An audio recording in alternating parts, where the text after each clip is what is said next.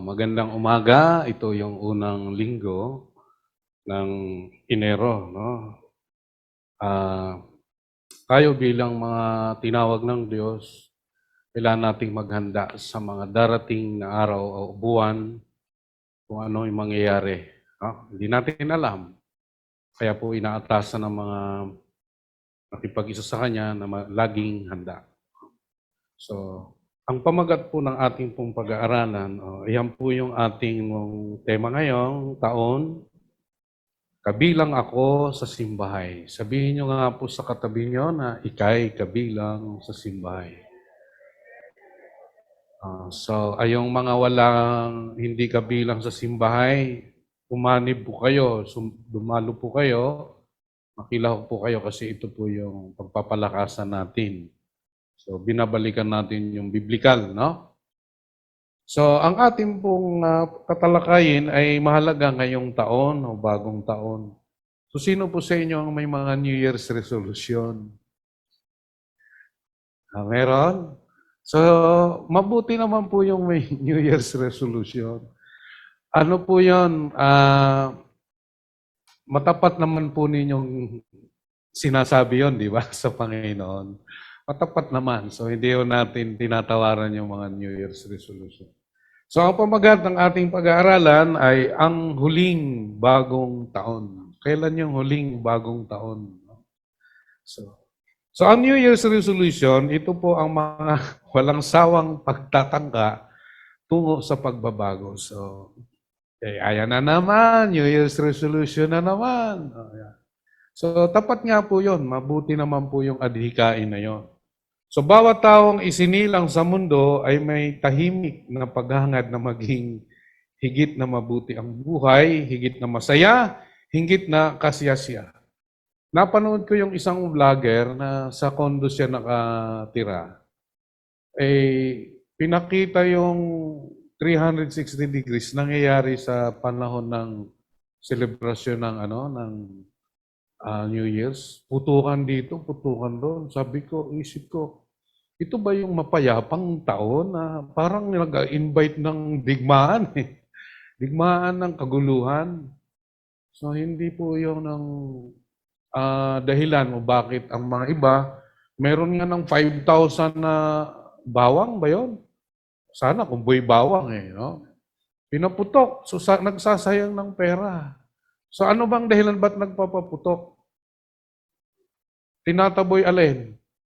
Ang masamang espiritu, di po ba? Kaya kung kayo ay nagpapaputok, mga Kristiyano po kayo, tapos ang dahilan nyo, yung lumayas yung masamang espiritu sa bahay nyo, lalong dadami. No? So, kaya po tayo, mga mananampalataya, ako yung ginawa namin, may lumabas talaga kami, pero doon lang sa may, hindi na sa may, ako naman, ginawa ko, nagsisigaw ako ng pagsamba sa Diyos. So, ang putukan, doon naman, sumisigaw ako ng pagsamba sa Diyos. Dakila ka, Yahweh! Elohim! Sumasabay ka. Kaya po tayo, mga mananampalataya, ay marapat na magpasalamat dahil ang bagong taon sa atin ay hamon na kung saan ay paano nga ba akong mabubuhay sa mundong ito. So, kailan ba yung huling bagong taon?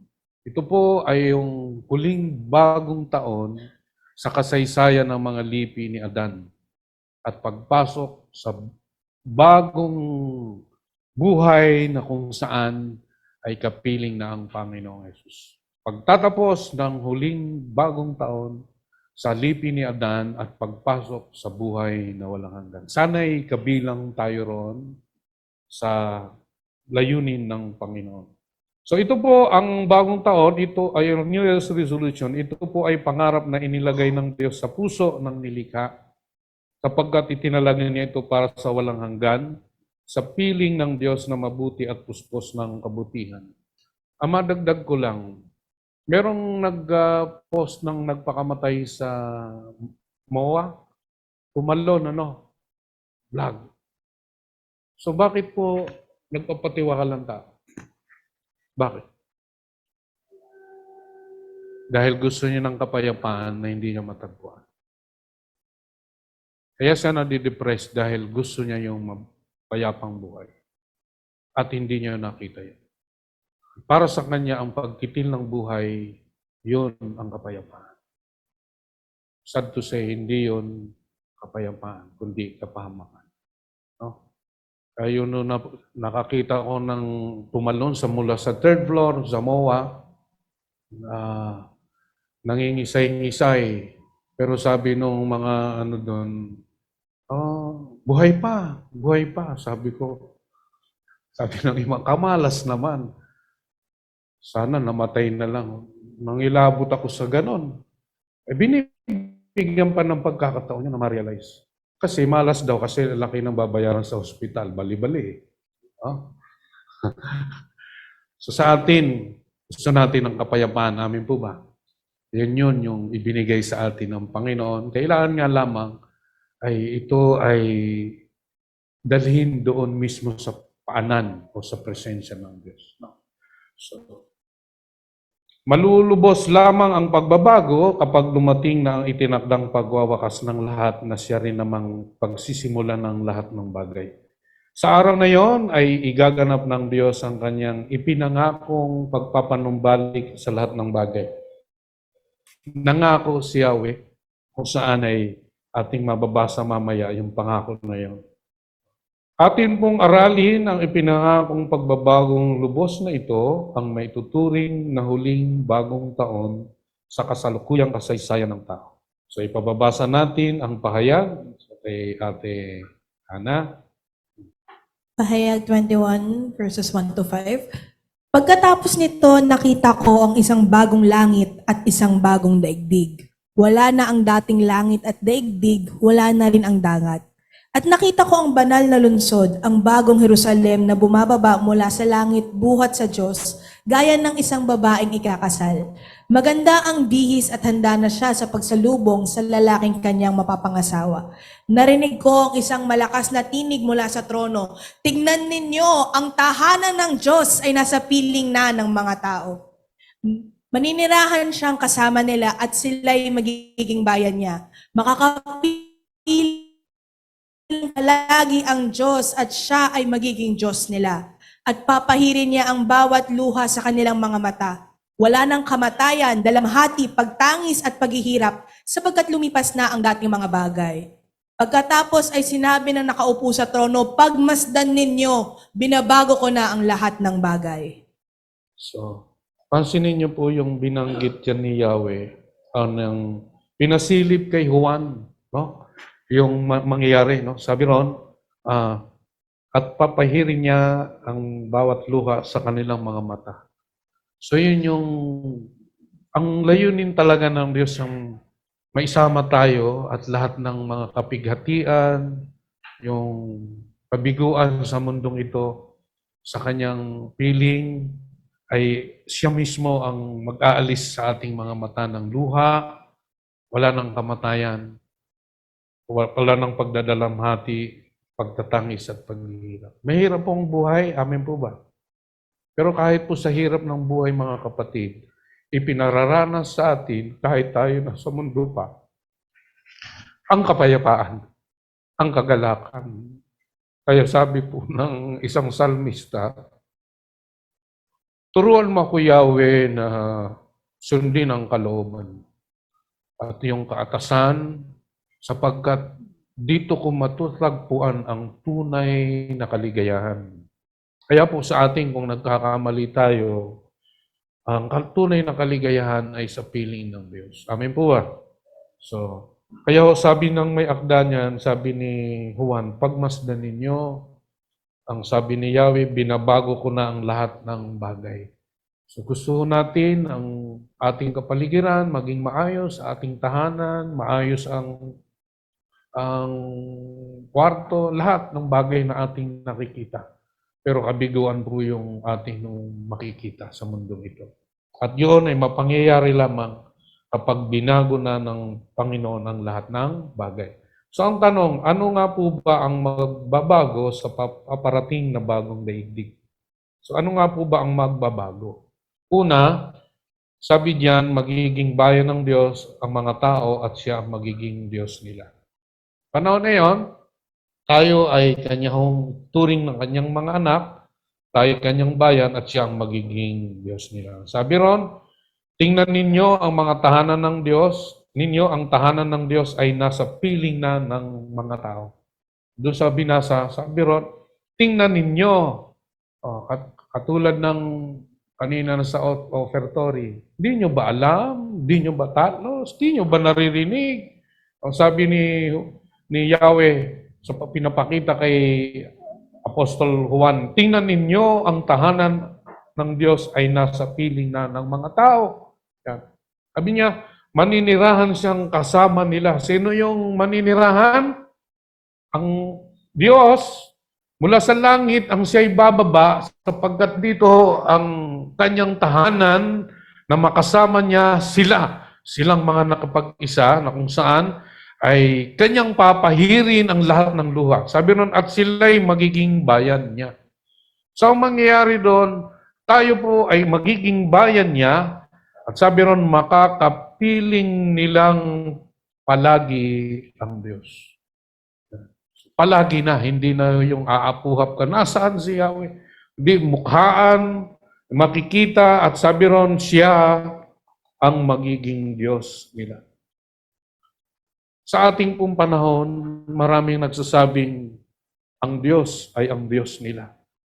Maraming nagsasabi ng sila'y mga mananampalataya at Kristiyano. Pero ang tanong, sino ang Diyos nila? Kaya po tayo kung di mapagsuri kahit tayo magsasabing mananampalataya. Baka dinadaya tayo kung sino nga ba ang ating Diyos. Kaya yan po ay ang magtatakda kung tayo'y makakasama niya sa walang hanggan kung ano yung ginagawa natin sa kasalukuyan habang tayo ay nabubuhay. So, pagdating ng araw na yon, makakapiling ng muli ng tao ang Diyos katulad nung una. So, anong ibig sabihin nito? So, una, nabawi na ang tao mula sa pagdurusang kinasadlakan at naibalik na ito sa panimulang layunin ng pagkakalika. Yun, ang mangyayari sa araw na yon, makakapiling ng muli dahil yun yung disenyo ng Diyos. Makasama niya ang tao. Kaya po, alam niyo po mga kapatid, kahit dito pa lang nasa lupa, papasalamat natin sapagkat na-enjoy na natin ang buhay sa walang hanggan, sa piling ng Diyos. Na, ewan ko po, pero para sa akin, pinararanas na ng Diyos ang buhay sa walang hanggan. Kahit wala pa tayo ron. Yung kasapatan, kahustuhan ay mangyayari pagdating na yun. Kaya po halimbawa sa pagsamba, alam niyo ba yung pagsambay gawain ng langit sa langit? Na pinararanas na niya. Na natutunan mong sambahin sa espiritu at katotohanan. Natutunan mong magpatira pa at lumuhod at pagkumilala kung sino si Yahweh. At natutunan mo na mahalin siya anuman ang mangyari. Wala pong totoong nagmamahal sa Diyos na hindi niya mamahalin ang Diyos, na hindi niya susundin ang Diyos. Kaya po, ang laging marapat nating tanungin, mahal ko nga ba talaga si Yahweh? Anong pamantayan ng Diyos o natin na mahal natin si Yahweh? Sa pag-awit? Sa pag-attend? Sa pamagitan ng pagsunod sa kanyang kalooban. Paano natin mararanasan ang pag-ibig, ang kapayapaan, pagmamahal, ang kahinahunan at kapayapaan, kahustuan ng buhay kung hindi natin sinusunod si Yahweh? Wala hong karanasan na totoo na kagalakan niyang sumamba sa Diyos kung hindi siya sumusunod kay Yahweh. Mananatili lamang itong haka-haka, palagay, at pagdakay relihiyosong gawain na lang.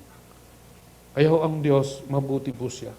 Dahil sabi nga, ating unahin, nabawi na ang tao mula sa pagdurusang kinasadlakan at naibalik na ito sa panimulang layunin ng pagkalika. Tayo sa JF, mayaman tayo sa aral. Kaya po, sana'y sa mga aral na ating naririnig, pakinggan natin at sundin.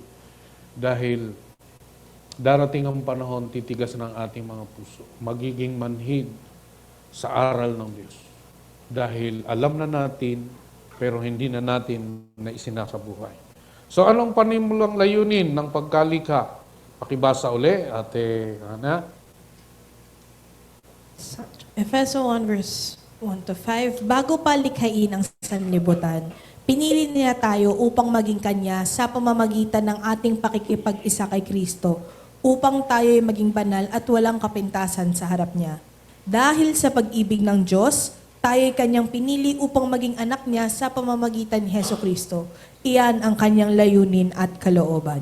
Ayun. Thank you, Ate Hana. So makikita natin yung karunungan at paglalahad ni Pablo kung ano ang layo ng Diyos sa tao. So bago likhain ang sanlibutan, pinili na niya tayo. Yung tayo, hindi po yung mga nagbabanggit na elected, yung mga, namatay si Kristo dahil sa akin, so wala na pala akong gagawin, gawin ko man ang lahat ng bagay dahil pinila ako ng Diyos. Hindi po yun ang ibig sabihin doon.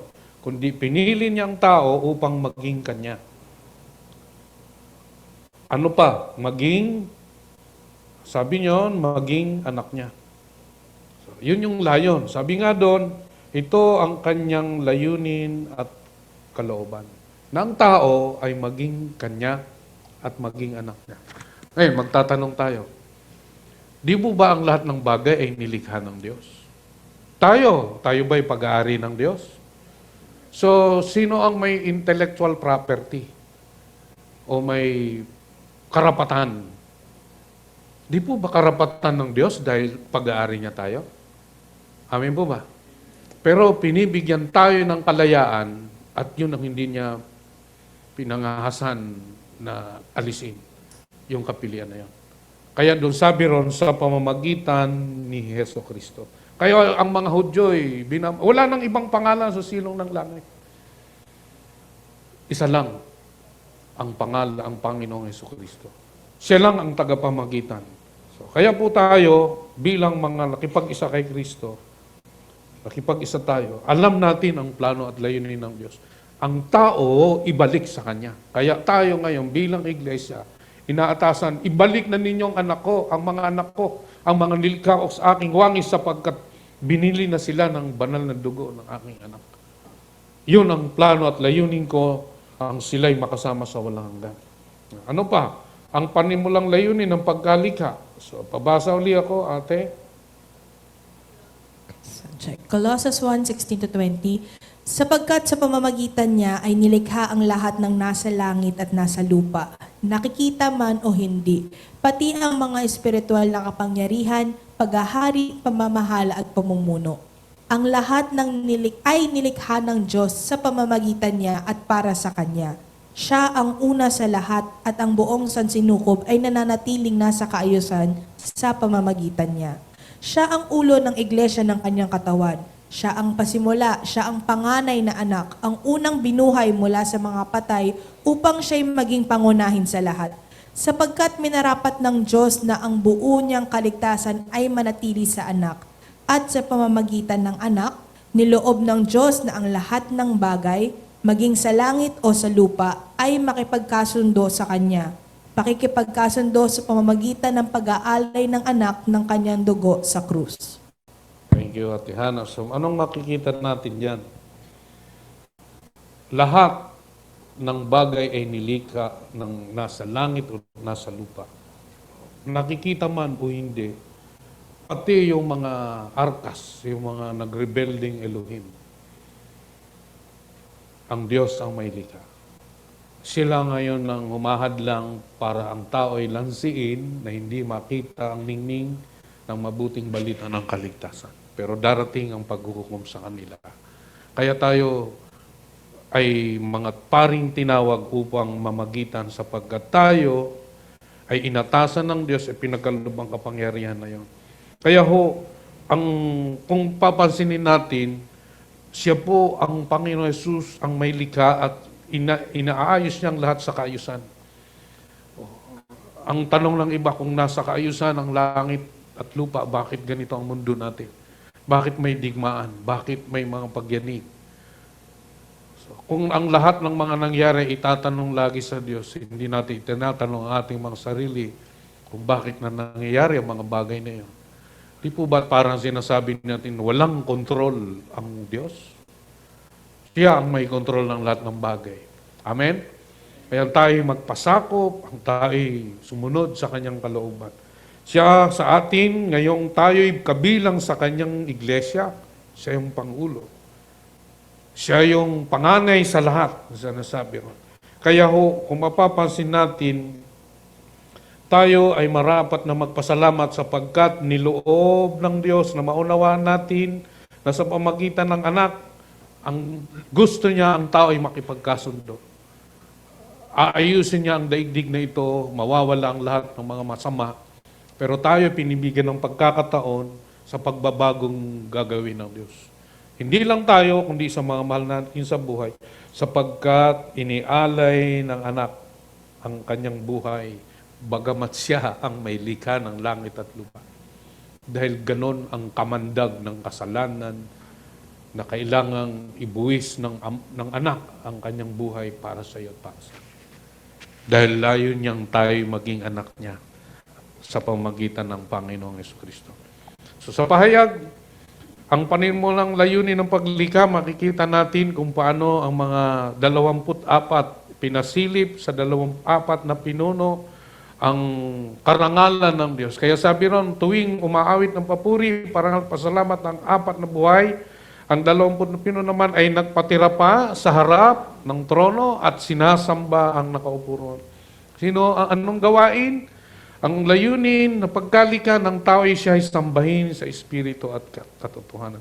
Kaya po ang saysay ng 24, aming Panginoong Diyos, karapat dapat kang tumanggap ng papuri, karangalan at kapangyarihan sapagkat ikaw ang lumalang sa lahat ng bagay at ayon sa iyong kagustuhan, sila'y nilalang mo at pinapanatili. So tayo po, kung ating pong pagmamasdan, ang dahilan kung bakit tayo nilikha ng Diyos, ang siya'y karapat dapat tumanggap ng papuri, karangalan at kapangyarihan. So, sa panahon ng pagsamba, bakit mahalaga kung sumamba tayo ng totoo? Dahil karapat dapat siya. Ito lamang ang nais ng Diyos, yung ating buong pagkatao siya'y sambahin. Hindi ho natin pwedeng sabihin, Panginoon, nag-iika po ako, naghahandog ako. Saan? Hanggang saan lang ito? Siya rin ang may likha niyan eh. Ginagamit niya yung ating mga kaloob para magpatuloy ang iglesia. Matugunan ang mga pangangailangan nito. Kabilang tayo ron. Pero yung hinihingi ng Diyos, sabi po ng 24, karapat dapat kang tumanggap ng papuri at karangalan.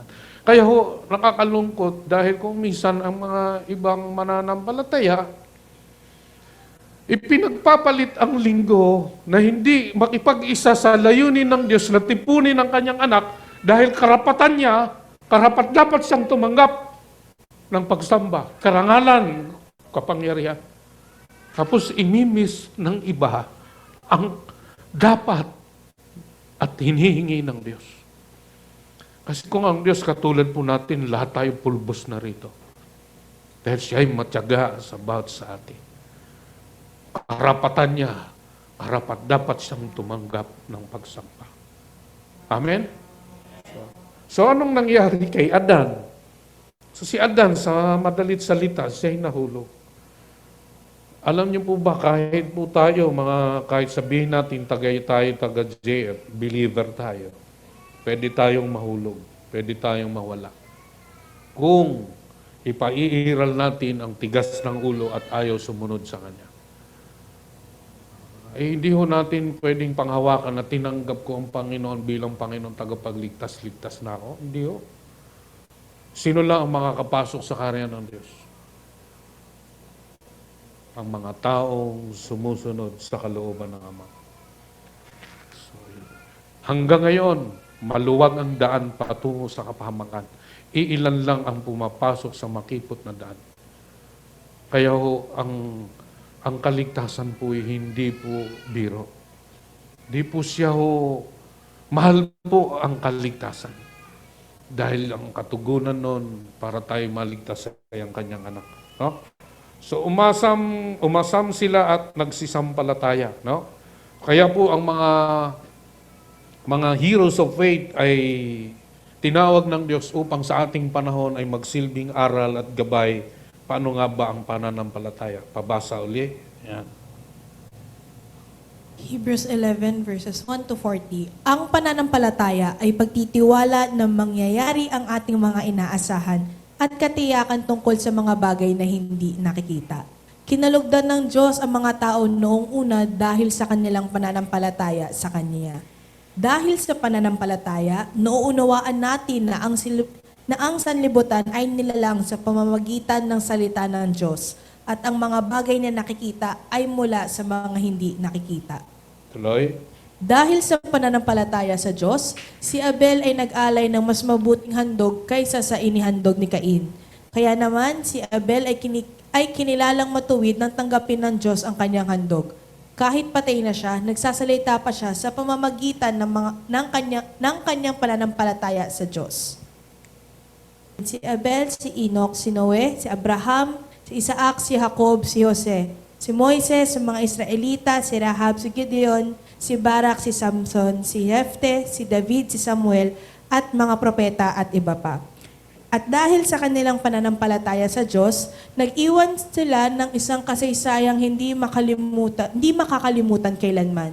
Bagamat sila ay pinarangalan sa pamamagitan ng pananampalataya, hindi nila natanggap ang pinangako sapagkat may mas magandang plano ang Diyos para sa atin upang sila ay hindi maging ganap malibang kasama tayo. Thank you. No? So may makikita tayo rito yung kinalugdan ng Diyos sa mga tao noon dahil sa kanilang pananampalataya. Ang sabi ng iba, hindi sila'y nabubuhay noon sa kautusan. Tayo nabubuhay ngayon sa biyaya na ng Diyos by God's grace. Di ho. Ang grace ng God noong paman, nais niya ang tao ay kanya hong makapiling sa pamamagitan ng mga ginagawa niya, tumatawag siya ng tao upang ang tao ay maibalik sa kanya. Ang Diyos ay tumawag ng mga tao upang tupdin ang kanyang mga inaatas sa kanyang layunin, ang tao ay makapiling niya. Kaya ho sila'y nanampalataya, nakilala nila ang Diyos, at sila'y kinalugdan ng Diyos. At yun nga, inunumerate ang mga tao riyan. So anong pakay nila? Bakit sila nanampalataya? Dahil ho, sabi ron, bagamat sila'y pinangaralan sa pamagitan ng pananampalataya, sabi ng mga iba, ang Diyos ay Diyos ng pagpapala. Kaya ngayon may mga aral ng mga prosperity dahil katulad ni na Abraham, ni na David, sila ay pinagpala. Di po, tapos na po ang panahon ng ipakita ng Diyos na siya ay Diyos ng pagpapala upang ipakita sa mga karatig bansa ng Israel na si Yahweh ay makapangyarihan Diyos. So ngayon, ang binabanggit niya, pinarangalan sa pamamagitan ng pananampalataya ang mga tao ngayon. Ang iba nga'y nangamatay, ang iba'y sinunog ng buhay. Pero ano yung kanilang pagtuon? Sabi ron, dahil sa kanilang pananampalataya, hindi man nila natanggap ang ipinangako. Pagkat may nais silang magandang plano, may magandang plano ang Diyos para sa kanila. Ano ang maging ang mga unang nanampalataya, magiging ganap. At iyon ay pagkakaloob ng Diyos, sama-sama tayo. Sabi ron, ganap, malibang, kasama tayo. So ang Diyos, ang mga nauna ay tanda ng siya ay matapat, na kinaluluguran niya, ang gumagawa at sumusunod sa kanyang kalooban. Tayo rin ay may plano ang Diyos. Kaya sabi niya, mas magandang plano ang Diyos para sa atin. So, ginawa ng mga propeta, ng mga lingkod, bagamat di man nila nakita, pero sila'y nananampalataya na darating ang Mesiyas. Kaya ho, yung mga nasa Abraham bosom, nung namatay at muling nabuhay ang Panginoong Jesus, ay yung kanilang paglilingkod sa Diyos, nakatuon sila sa pangako ng Diyos na ang Mesiyas ay isisilang. Kaya nga ho, ang mga taong nakipag-isa noon, sumusunod sa Panginoong Yahweh, sila rin ay sumusunod o nananampalataya sa anak ng Diyos. Kaya po tayo ngayon sa ating panahon, binabalikan natin yung ginawa ng Panginoong Yesus. Kaya kung hindi ho natin babalikan ang krus, ang tayo po ay susulong sa buhay na ito sa pamagitan o kalakaran ng sanlibutan, sa mga reliyosong gawain. Kaya kung binabalikan natin, hindi na pwedeng baguhin na ang tao ay maliligtas sa pamamagitan lang ng Panginoong Jesucristo. Amen? Amen po ba? So, ang tanong, tayo po ba'y binabalikan natin ang pangyayari sa buhay, kung paano ang Panginoong Jesucristo, ibinigay niya ang kanyang buhay para tayo'y dalhin sa Ama at ibilang tayong kanyang mga anak. Kaya ho, anumang kalungkutan, anuman hong kahirapan, balikan natin yung pag-ibig ng Diyos, yung ginawa niya. Wala hong puwang ang pagrereklamo, ang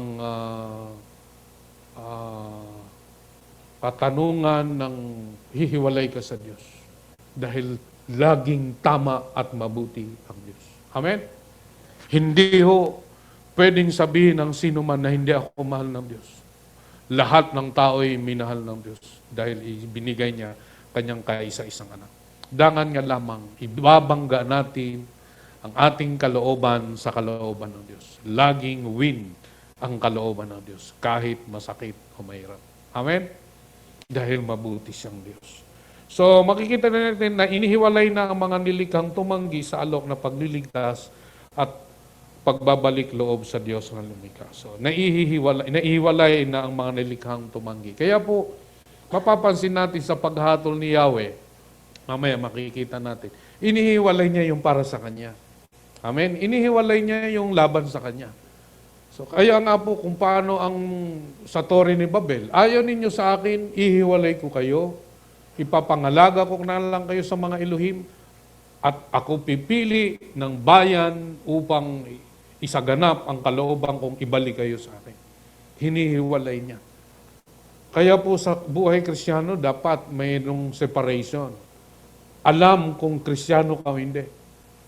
At yun ay yung panghahawakan dahil tayo mga asin at ilaw, representante ng Panginoon. Kaya po hindi po pwedeng, halimbawa sa mga kabataan, ang ikay nakikilahok sa mga ginagawa nilang labag na sa kalooban ng Diyos dahil sa salitang kaligayahan, kasiyahan. Di po. Mapapahamak ang mga kabataan kung hahanapin ninyong kaligayahan sa mundong ito. Kaya magpasalamat kayo dahil ang mga magulang ninyo ay nagsusumikap na sundin ang kalooban ng Diyos. Dinadala kayo rito sa iglesia upang imulat ang inyong mga mata. Kahit mahirap gumising ng maaga, pero kayo nagigising naman ng maaga dahil papasok kayo sa eskwela, pero bakit pagdating sa pagsamba, hirap na hirap kayo yung gisingin? Dapat doon nasusuri na natin kung ikaw, tinatamad ka sa pagsamba, paggising sa umaga. Kapatid, nalulungkot ang Diyos. Dahil nilikha ka niya para sambahin mo siya. O, hindi po pwedeng, hindi po kami makakasamba. Meron po kaming okasyon ngayon. Anniversary po namin ngayon. Ika'y sasamba ng hiwalay sa kanyang mga anak. So, hiwalay na pamumuhay, muli makikita natin na ang Diyos, inihiwalay niya mga believer sa mga unbeliever. Pero hindi niya hinahatulan. Binibigay niyang pagkakataon na ang iglesia ay mangaral para ang mga nandito ay maibalik sa pamagitan ng Panginoong Jesucristo. So kaya po ang Kristiyano, namumuhay siya ng hiwalay. Hindi naman yung, born again ka ba? Hindi. O so hindi ka pwede makipag-usap sa amin. Walang ganon. Kundi ang tayo ay nakikihalubilo bilang bahagi ng makita nilang ating buhay at sila'y mabahagi na ng mabuting balita ng kaligtasan. So dumalaw ako nung, kailan ba yun? Nung isang araw, kahapon, Friday, kay Rich Ann. Dumating si Ate Dayan, ang aking kaagad nabanggit kay Ate Dayan, nabahagi na ba yung kasama ni, sa kwarto? pangalan niya Rufina. Sabi ko, kayo ba ang may-ari ng patis? Hindi yun. So yun, nabahagi na naman nila. Ha? Yun yun. Kaya ako pag instinct, kailangang maligtas to. Dahil yung plano at layunin ng Diyos. Kaya po kung tayo, wala ho tayong pag-uusig sa budhi natin, yung mga mahal natin sa buhay na hindi maligtas, na mabahaginan, kakamali po tayo. So, anong nais ng Diyos? Bagong isip, bagong buhay, pabasa Ate Hana nung naka-green na lang. Ha? Okay, Romans 12 verse 2, huwag kayong makiayon sa takbo ng mundong ito. Mag-iba kayo sa pamamagitan ng pagbabago ng inyong pag-iisip upang maunawaan ninyo ang kalooban ng Diyos, kung ano ang mabuti, kalugod-lugod at ganap na kalooban niya. Tayong mga umaasam, tayong nakipag-isa sa Panginoon, dapat may distinction. Ano yung sabi ron? Huwag makiayon. Ngayon, ang tanong, Pastor, sarap ng buhay ng mga ginagawa ng mga kaibigan ko. Ang saya-saya nila. Ako nagmamaktol dahil bawal daw. Wala akong binabanggit na bawal. Ang sa atin, mayroong separation. So kung ikaw ay mananampalataya, huwag kang makiayon sa takbo. Hindi naman sinabing huwag kang umayon sa ginagawa ng mga tao sa mundo. Yung takbuhin. Yung ginagawa nilang lihis sa kalooban ng Diyos. Kaya sabi niya, mag-iba kayo. Bakit kayo mag-iiba? Kasi may separation. Hihiwalay niya kung sino ang para sa Kanya at hindi para sa Kanya. Kaya po ako, lagi kong binabanggit, kung naunawaan natin yung masaganang habag ng Diyos, wala hong duda na gagawin mo kung ano yung mabuti. Wala ho, eto mga kapatid, wala hong pagbabago ng isip o ng pamumuhay sa mundong ito kung hindi natin naunawaan ang habag ng Diyos. At hindi mo rin maialay ang iyong sarili bilang handog na buhay, banal at kalugod-lugod sa Diyos. Kaya mga kapatid, ano ang pag-ibig ng Diyos? Ano yung kagandahang loob ng Diyos? Naiintindihan po ba natin ang pag-ibig ng Diyos? Yung sinasabi ng Panginoon, gayon na lamang ang pag-ibig ng Diyos. Kapag hindi natin naunawaan yon, magre-relihiyon lang tayo. Nakakalungkot. May mga taong nagsasabing Kristiyano, pero relihiyon ng buhay. So, naway sa biyaya ng Diyos, unawain natin yung pag-ibig ng Diyos. Yung manlilika, yung Panginoong Jesus, yung sa pamamagitan niya para sa Kanya, ang iniwan niya yun at namuhay siyang isang mahirap. Magpakababa. Bakit? Dahil sa pag-ibig ng Diyos. So kung iniibig natin ng Diyos, doon natin maunawa na iaalay ko ang buhay ko ng buong buo sa iyo, O Diyos, dahil minahal mo ako. Wala hong tunay na pagmamahal nang hindi nagsusuko ng buhay sa Panginoon. Hindi ka magkakaroon ng pagbabago sa puso at isip mo dahil ang laman ng puso at isip mo ay sanlibutan. Hindi ang buhay ng kalangitan. So mga kapatid, sabi ni Pablo, parang awa nyo na. 11 kabanatang pinaliwanag niya. Kaya nga, parang awa nyo na, nakikiusap ako sa inyo. Yung ginawa ng Panginoong Jesus, ang nagpakababa, sinaktan, pinahirapan, nagbubo ng dugo, para lamang ikaw ay hindi mapahamak. So sabi ni Pablo, sabi niya, nakikiusap na ako sa inyo. Huwag niyong sayangin ang buhay. Dahil mahal tayo ng Panginoon. Kaya sabi doon, bagong isip, bagong buhay. Kaya sabi ni Pablo, hindi na tayo alipin ng likas na hilig ng laman. Kaya hindi na tayo dapat mamuhay. Dahil itong katawang ito ay mabubulok. Hindi ho natin pwedeng ihiwalay ang kabanalan sa espiritual at sa kalaman. Tayo nabubuhay. So, templo ng Diyos ang ating katawan. Amin po ba? So, hindi po, itong iglesia na ito, itong lugar na ito, hindi ito banal. Nagiging banal lang ito dahil ang iglesia ay nagtitipon. Amen? So, kaya sabi niya, mamuhay na kayo sa espiritu, wag sa laman. Patayin ninyo ang ningas ng inyong laman at mamuhay kayo sa Espiritu. Yan.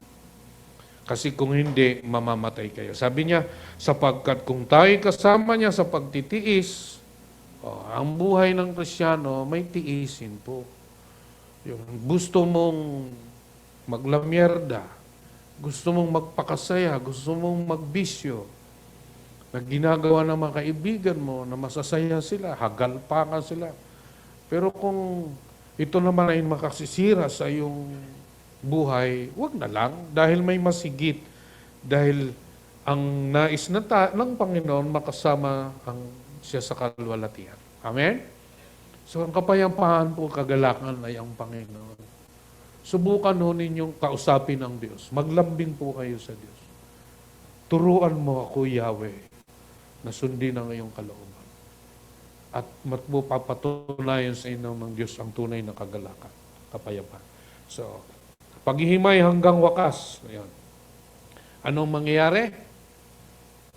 Ihihiwalay ng Diyos sa pagdating ng panahon. Kaya sabi niya, pakibasa uli ang talata 8, Ate Hana. Pahayag 21 verse 8. Subalit malagim ang kasasapitan ng mga duwag, ng mga taksil, ng mga nagpapasasa sa kasuklam-suklam na kahalayan, ng mga mamamatay tao, ng mga nakikiapid, ng mga mangkukulam, ng mga sumasamba sa Diyos-Diyosan, at lahat ng mga sinungaling. Ang magiging bahagi nila ay sa lawa ng nagliliyab na asupre. Ito ang pangalawang kamatayan. So anong mangyayari? May malagim na kasasapitan ang mga ihiwalay ni Yahweh dahil sa kanilang ginawa sa mundong ito. Ang sila'y nagpakasasa, ang sila'y mga naging duwag, naihayag, ay pakilala ang kanilang mga sariling mga anak ng Diyos, mga taksil, nagpakasasa sa suklam na kahalayan. Yan, lahat ng kasalanan. Kahit nga po, sasabihin natin, ay napakaliit na kasalanan ng pagsisinungaling. Hinuli niya ang lahat ng mga sinungaling. So, paano yan, pastor? Kapag sinungaling ako, anong gagawin mo kapag nagsinungaling ka? Ay di wag ka nang magsinungaling. O, kung nagsinungaling ka, anong gawin mo? Ay di humingi ka ng tawad sa Diyos at mga kung wag nang uulitin. Pero kung karakter na yung ginagawa mo, nagsisinungaling ka para mabuhay, mapapahama ka. So, ayan po, yung mga sabi ron, walang bahagi sila sa Diyos, kundi ang bahagi nila ay nagliliyab na asupre, yung pangalawang kamatayan. So, ano nga bang magbabago sa paparating na bagong daigdig? So, gagawing bago na ang lahat ng mga bagay dito sa daigdig. So, gagawing bago. So, nagpalit tayo ng aircon dahil mga sira na, so kailangan bago. No? Kaya malamig na. No? Pero malamig na ang panahon ngayon. Ano po? Yung, anong tawag doon? Yung amihan. No? So, gusto natin baguhin ang lahat. Kaya nga ngayon, pati mukha gustong baguhin. Maraming mga vloggers ngayon, na lalo na sa mga kababaihan, kung paano mapanatiling makinis ang mukha. Magtanggal ng mga kung ano-ano, di po ba? Dahil gusto natin lahat bago. Kaya nga mga kabataan, pagdating ng Pasko, gusto nilang isuot ay bago. Pero kung ngayon mga matanda na tayo, kung ang lahig mo ay mga bago, para kang, yung iba ayaw na magsuot ng bagong-bago. No? Pero kalikasan na ang tao ay gusto niyang bago. So ang Diyos, ang ititira tayo, babaguhin niya ang lahat. Anong sabi ron ng description ng tirahan natin? Ginto ang daan. So ngayon, minsan bumili kami tingin kami ng 14K na ang kamahal-mahal. Magkano per gram? 2,800 per gram. Yung mga sabit nila Mayweather. Kamahal-mahal na mga yan. No. Pero may sakit naman siya. Anong sakit niya? Hepa, no? Naninilaw. So gagawing bago ng lahat ng mga bagay dito sa daigdig. So sa inyong kapitbahay siguro na naiinis kayo dahil yung pinto nila pag nagbubukas ay blag! Yung mga ganun. Gusto nyo maayos ang lahat. Di ba? So, ang Diyos, wala ho siyang nais eh. Babaguhin niyang lahat, ang titirahan niya, inihahanda niya. Amen? Bababa nga mula sa langit eh, ang bagong Jerusalem eh. Amen? Lahat, sana'y pare-pareho tayo na asamin natin na makarating tayo ron. Dahil napakaganda ang lugar na yun. No? So sabi ron, pagkatapos ito, nakita ko ang isang bagong langit at isang bagong daigdig. Wala na ang dating langit at daigdig. Bakit? Ay, namimigati na rin ang kalikasan dahil sa kasalanan ng tao. So, babaguhin niya yon. So, bagong langit at bagong daigdig. Yan. So, tayo nga po, pag may bago tayong flat TV, natutuwa tayo eh. Diba? So, pero pagdating na ng araw, medyo naliliitan na tayo. Gusto natin, ganito kalaki sa loob ng CR, ilalagay. Pero mo, yung CR mo, 1x2, yung ganyan ng TV mo. Diba? Gusto natin lahat ay maganda. So, ano pa kaya yung hinahanda ng Diyos? Amen? So tayo nga, pinagpapala tayo ng Diyos, nagagalak tayo. Ano pa kaya yung sa kanyang piling na wala nang pagluha, wala nang paghihirap, pamimigati at kalungkutan? Sabi niya, pagkatapos ay sinabi nakaupo sa trono, pagmasdan ninyo, binabago ko na ang lahat ng bagay. Ayaw ko nang kayo ay titira, sabi ng magulang, gusto ko titira kayo ng bagong bahay, kumpleto na sa gamit, muebles, lahat. Pangarap din ba yan ng mga anak sa mga magulang? Nay, tay, tayo nakatira, nangungupahan pa tayo dito. Pag ako ay naka-abroad, nakapunta ako ng Amerika, paggagawan ko yun ng bahay. So kagalakan ba ng mga anak na ang mga anak magulang nila ay ilagay sa maayos na tahanan? Amen? Ang mga anak, nasaan na kayo? Ayan, no? So nais ng Diyos, tayo rin bilang mga anak ay gusto ko maayos ang kalagayan mo.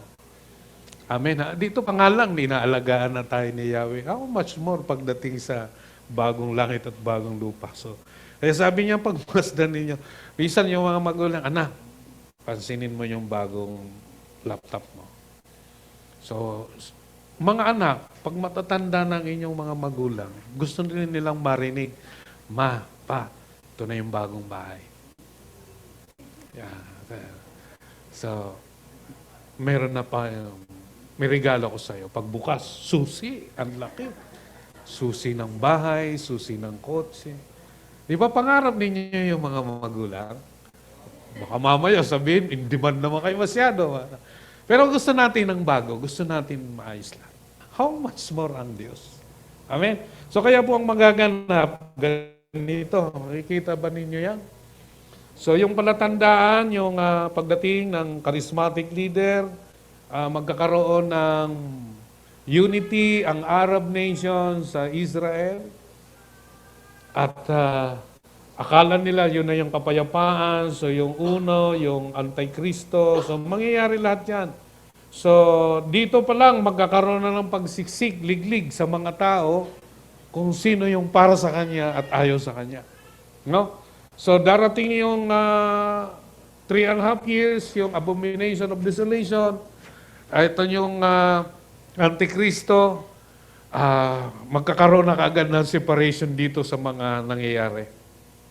Alam niyo po, sabi ko nga, maghahanda tayo.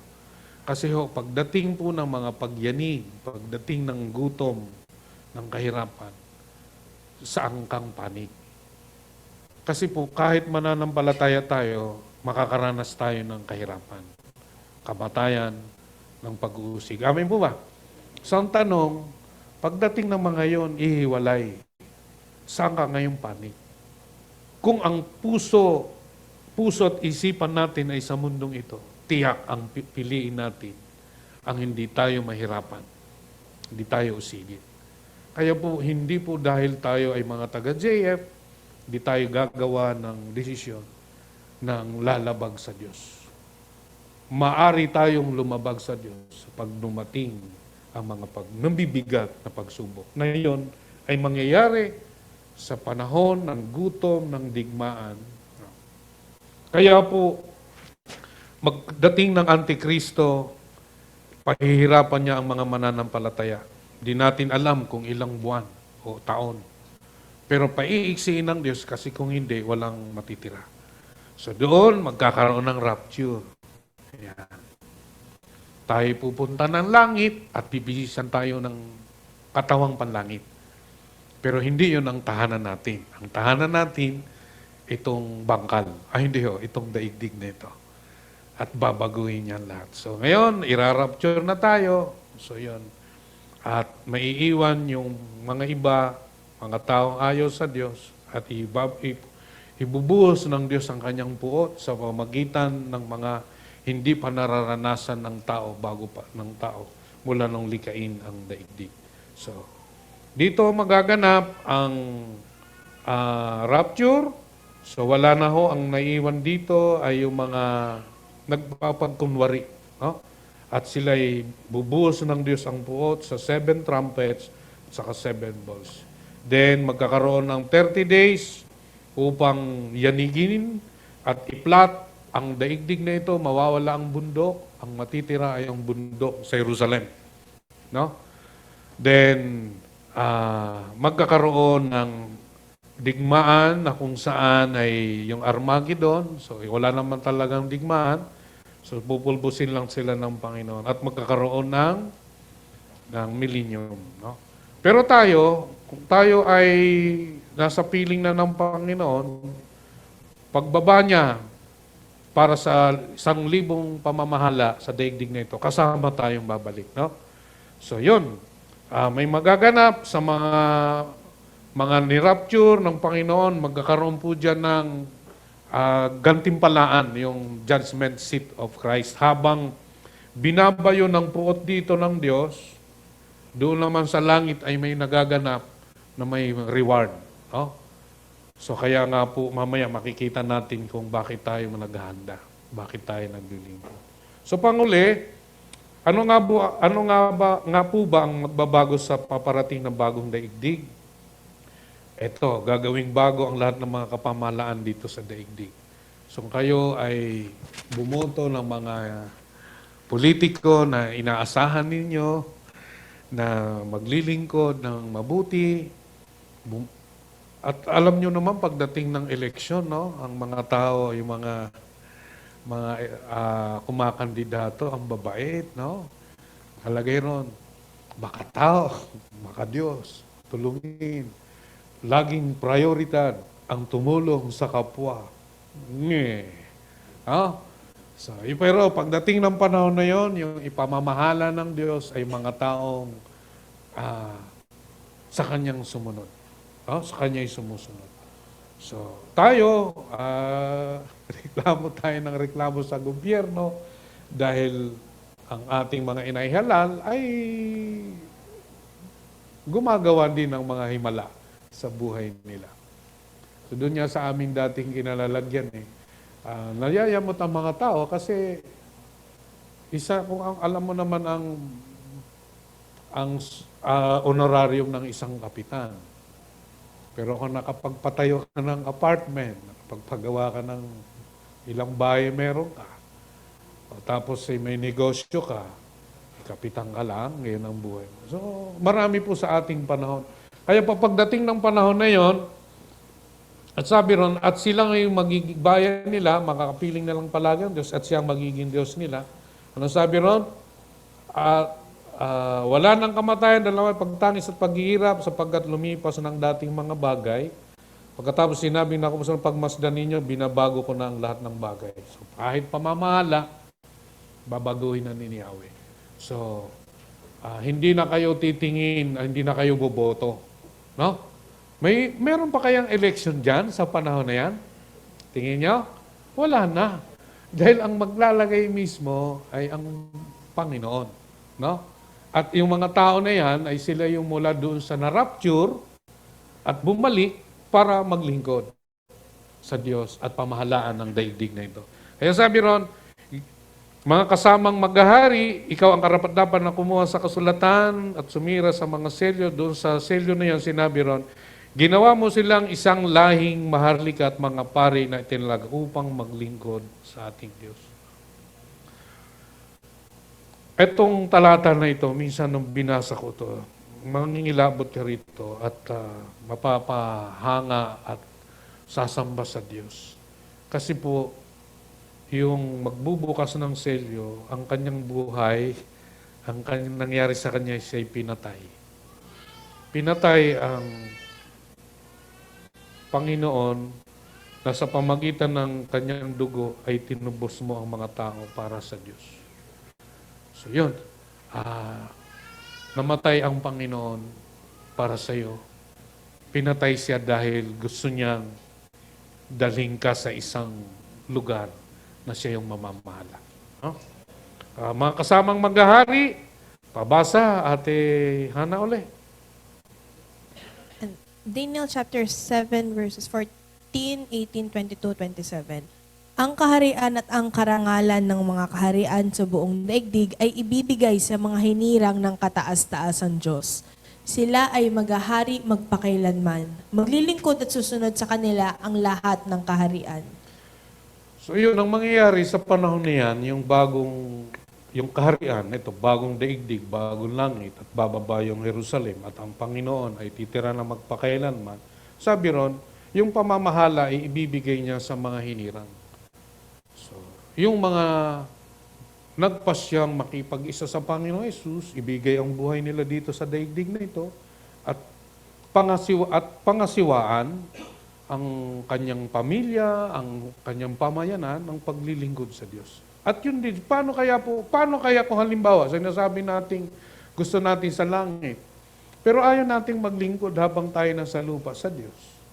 So, appropriate ba na pagdating dun sa bagong daigdig at bagong langit, at sa pili na ng Diyos, sa tingin niyo po ba ay yung ginagawa natin dito kung hindi tayo naglilingkod? Bibigyan ba tayo ng karapatang magmamala? Hindi po. So, delikado pa nga. Baka mamaya yung kaligtasang binabanggit natin, kapahamangan pala. Kaya po, habang nandito tayo, ibinigyan tayo ng talent ng Panginoon para gamitin na pagharian niya tayo upang lumaganap din ang kanyang kaharian dito sa lupa. At darating ang panahon, lahat ng ito ay aangkinin na ng Diyos na siya na ang maghari magpakailanman. Kaya lang habang ngayon, nandito tayo, binibigyan tayo ng pagkakataon ng Diyos na yung ibinalik na kapangyarihang naiwala ni Adan ay atin ang ma-enjoy. Tayo ay nakakatawag sa Ama, nakakapanalangin tayo, tinawag tayong mga maharlikang pari na nanalangin para po sa kaligtasan ng mga mahal natin sa buhay. Kaya po kung hindi po tayo nananalangin para sa kanila, so paano tayo makakapamahala sa bagong daigdig at bagong lupa kung hindi natin nagagawa ang hinihingi ng Diyos na maging pari tayo at manalangin para sa kanilang kaligtasan. Kaya join kayo sa meditation and prayer. Kung kaya nyo, ha? Kung hindi naman dahil di kayo sanay, hindi ko kayo pinipilit. May kanya-kanya ho tayong panahon na ginagawa, no? So lahat ba ng nailigtas ay maghahari? Tingin nyo. Lahat ba? Hindi po. Dahil kung paano inilarawan ng Panginoon ang paghahari, yung may tinawag siyang aliping, nagbigay siya ng mga talento, tapos sila ay pinagbibigay sulit na sa Panginoon. Anong nangyayari? Basahin natin yung naka-highlight lang, Ate Hana. Verse 24, At sinabi niya sa mga naroon, kunin ninyo sa kanya ang gintong salapi at ibigay sa may 10. Panginoon, siya po'y mayroon ng 10 gintong salapi, sabi nila. Sinasabi ko sa inyo, ang mayroon ay bibigyan pa, ngunit ang wala ay kahit ang kaunting nasa kanya ay kukunin pa. Tungkol naman sa mga kaaway kong ayaw na ako'y maghari sa kanila, dalhin nyo sila rito at patayin sa harap ko. So ito po yung sitwasyon ng talinghaga kung paano yung Panginoon nagbigay ng talent. Nagbigay ng 10, 5, at tapos yung isa. So, ang nangyari, yung alipin na binigyan ng isa, ibinaon niya sa lupa.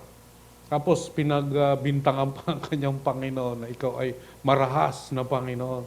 So, kaya ang ginawa doon, ay sabi niya, kunin niyo. Sinabi niya sa mga nang, kunin niyo sa kanyang mga gintong salapi. Sinong mga kausap dito? Alipin, yung mga naglilingkod kay Yahweh.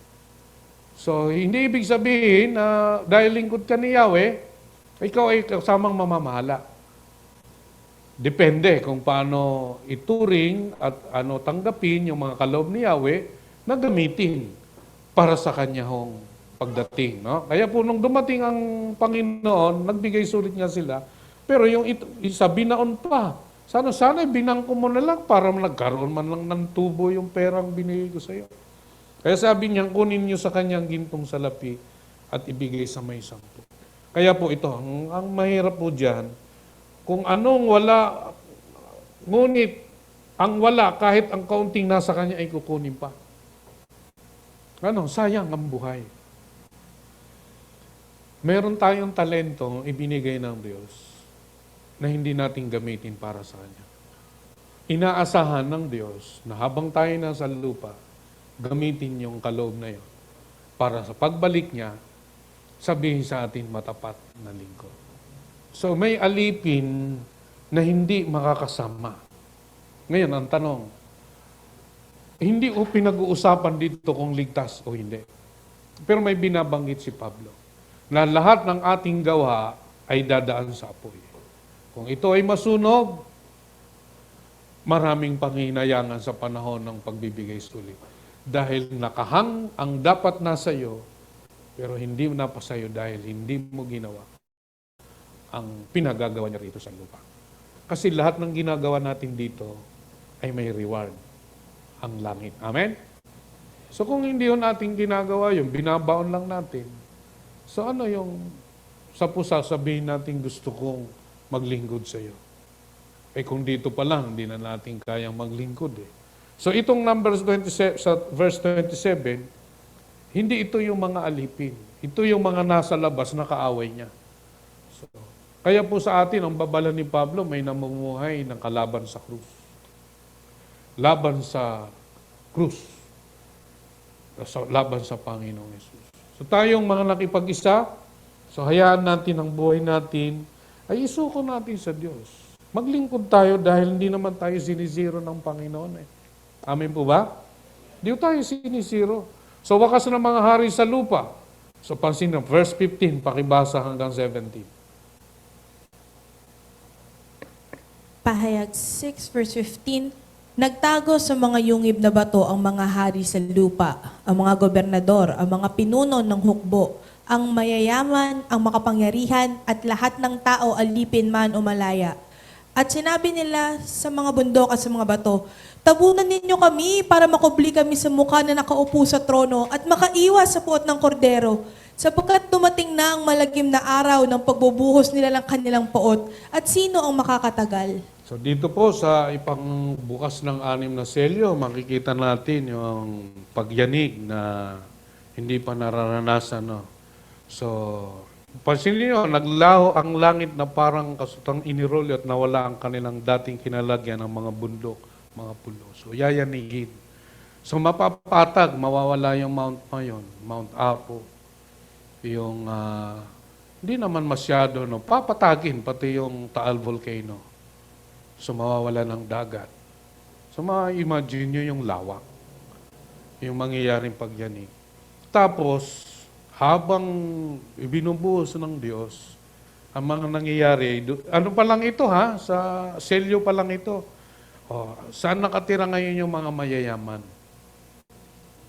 Ako po may ginawa ng bahay, kay si Kuya Boy ay nagtrabaho rin doon. May-ari ng isang pansahog, yun, may mga katulad ng mga kaldereta, gano'n. Eh, ang bahay noon, taas na. Tapos, palagay pa ng pader na mga 6 metros, di pa nakontento. Nagpalagay pa ng tawag noon, combat wire, yung mga matutulis. So ngayon, pag pumunta kayo dyan sa mga bahay, at sa mga politiko, ang mga bahay niyan, mga tataas. Hindi makatulog na mahimbing ang mga yan. Kaya kung ikaw ay mahirap, pero dahil may Diyos ka, maglagay ka ng folding bed sa labas, masarap ang tulog. Oo, di po ba? O, ikaw, nakakapamasyal ka ng, wala kang iniisip na gwardya. Alam niyo po, maawa po kayo sa mga mayayaman, sa totoo lang. Dahil alipin sila ng yaman, hindi sila makalabas ng mag-isa. O tapos sa papalingalinga, ayan. Mamaya merong mersenaryo na papatay. Eh, ikaw ba, ikaw, Kuya Jomar, natutulog ka ba sa labas? Oh, yan. No. Eh, sa labas naman talaga natutulog yan. Payapang nakakatulog. So, pansin ninyo ha, nagtago sa yungib, sino yung mga unang mga inilista? Yung gusto na nilang mamatay sa totoo lang dyan. O, pansin mo, inuna yung mga hari. O hari ka ngayon. O ano pagdating doon sa pagbukas ng 6 na selyo. Yun yung mga nangunguna. O ano yung mga gamit na bangker ngayon. Tingin mo, makakaligtas yung mga bagay na yan? So, yun o, mga gobernador. O, si gobernador, saan nakatira ngayon? O, yung mga pinuno ng hukbo, yung mga general. O mga mayayaman, mga makapangyarihan. So, inuna yung mga nasa taas, nag-inahanap yung security sa yaman. O sa ganda ng bahay. O, ano yung mga gandang bahay ngayon pagdating ng pagyanig? Lahat yan dapa. So, ano yung maiiwan sa iyo kung ikaw ay mananampalataya? Maiiwan sa iyo, pag-ibig ng Diyos. Yun lang ang seguridad mo. Lahat ng meron ka, mawawala yan. Isa lang ang hindi pwedeng agawin sa iyo kung magpapatuloy tayo. Si Kristo. At yun yung lisensya natin, yun yung kaharian natin. Kaya mapayapa tayong namumuhay na ano man ang mangyari. Kaya po ako ang lagi kong panalangin, hindi ko alam kung may mawawala, kung ano ang mangyayari, may maaksidente. Hindi ho natin alam. Kaya po mga kapatid, paghandaan na po natin. Hindi ho sa may St. Peter ka, na mabuti naman kung may St. Peter ka, may insurance ka, mabuti rin naman. Spiritual. Dahil po ang kalakaran ng langit spiritual. Lahat ng ginagawa natin ay spiritual sa pagsunod sa Diyos. Amen? So yun, mamuhay po tayo ng may pagsunod. Pagsisikap, pagtitiis. Kasi dito ay bubuhos ng Diyos ang puot sa biron. At sinabi nila sa mga bundok, sino nang mga kausap nila? Hindi na yung mga bundok, hindi na yung mga mersenaryo, yung mga upahan nila. Kundi mismo yung nilikha ng Diyos na niyayanig na at gibaan na ang lahat. Yung mga ginagawang high-rise building ngayon. Dito sa may Alpha Land, ang taas na ngayon. Ginagawa dyan. So, kumuha ka ba ng unit dyan, Ate Angie? Hindi. Biro na. Sa lahat ng mga naitatayo, mga skyscrapers na tinatawag na. Scrappers. No? Lahat yan, mawawala yan. Dadapa yan. So kung ikaw ay isang mananampalataya, dumating ang pagyanig. Nung minsan nga, pumunta ako kina Atcha, doon sa labas, ang daming tao. At ano nangyari? Lindol daw. Pero hindi naman masyadong pinalabas. Bakit? Sino ba naman ang gustong matabunan ng mga building? O ikaw ngayon, mananampalataya. Ano ang iyong unang iisipin mo pag nagkaroon ng pagyanig? Mabigat na paglilindol. Anong karunungan meron tayong harapin? Ang mga pagbaha, ang mga paglindol, ang bagyo, ang tsunami. Ano yung unang impresyon na darating sa iyo? Survival? Isipin mo ang sarili mo, maligtas ka. Pero kung tayo sa Panginoon, mananalangin ka. Ama, akong panahon na sa lahat. Nakahanda na ako kung humarap ako sa iyo. Kung ang buhay mo nga ay nakakawing at pinaghahanda ng buhay sa Panginoon. Kaya huwag po kayong makampante na kayo ay may nakakain, sagana po kayo sa lahat ng bagay. Magkaroon po ng disturbance sa sarili nyo kung hindi kayo nagbubulay ng salita ng Diyos, nananalangin at nagagawa ng mabuti. Dahil yun ang katangian ng sino mang nakipag-isa kay Kristo. Kung hindi yun ang laman ng ating puso at isipan, medyo kantiin na natin ang ating mga sarili. Dahil nabubuhay tayo para kay Kristo. Amen? So yun, ang puot, sabi ron, makaiwas sa puot ng kordero. Nakita niya yung kordero. Look, the Lamb of God. So nakita niya, sakay sa alapaap, dahil sabi ron, makaiwas sa puot ng kordero sapagkat dumating na ang malagim. So dumating na. So tayo ngayon, pinagtatawanan ng mga mananampalataya, mga born again ngayon. Pinagtatawanan ang mga taong nagsasayang ngayon na linggong ito at sila'y nagkakasiyahan. Pinagtatawanan nila yung ginagawa ng mga sumusunod kay Kristo. Pero darating ang panahon, dumating ang malagim na araw ng pagbubuhos, ng puot at sino ang makatatagal. Sabi ng pagbubuhos nila, no? Sino yung nila? Yung nakaupo sa trono at sa kordero. So makikita ng mga tao ang puot ng nakaupo sa trono at ng kordero. So wala hong balikan na yan. Ibubuhos ang puot ng Diyos. So ating pong natutunan, ano nga po bang magbabago sa paparating na bagong daigdig? Magiging bayan ng Diyos sa mga tao at siya magiging Diyos nila. Pangalawa, gagawing bago ng lahat ng mga bagay dito sa daigdig. Pangatlo, gagawing bago ang lahat ng mga kapamahalaan dito sa daigdig. So nakatakda na ang wakas at pagdating noon, darating ang huling bagong taon ng kasaysayan ng tao sa kasalukuyan. So yung huling bagong taon. Wawakasan ng Panginoong Hesus ang lahat ng kapalaluan at paghihimagsik ng tao. Iguguho niya ang lahat ng itinayo ng tao, ihiwalay at parurusahan ang mga suwail at ayaw sa Diyos. Sabi nun, ihiwalay ang mga suwail at ayaw sa Diyos. Papanibaguhin ang lahat at maghahari ang Diyos sa pamagitan ng Panginoong Hesus kasama ang lahat ng mga hinirang. Kasama ang lahat ng hinirang.